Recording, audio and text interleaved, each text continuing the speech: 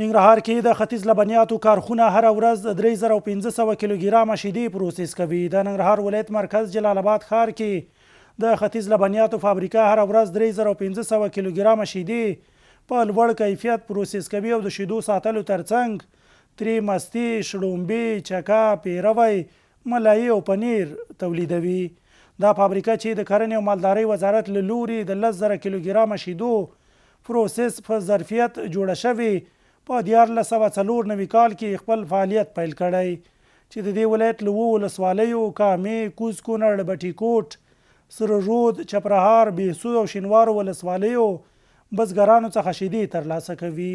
په دې فابریکه کې 45 کسان په مستقیم او غیر مستقیم ډول دنده ترسره کوي او بزګرانو ته د شیدو پلورلو له امله ښه عاید لاسته ورځي. د یادې کارخانې مدیر خالد خان وایي که اسلامي امارت په ښار کې د بې کیفیته لبنیاتو مخنیوی وکړي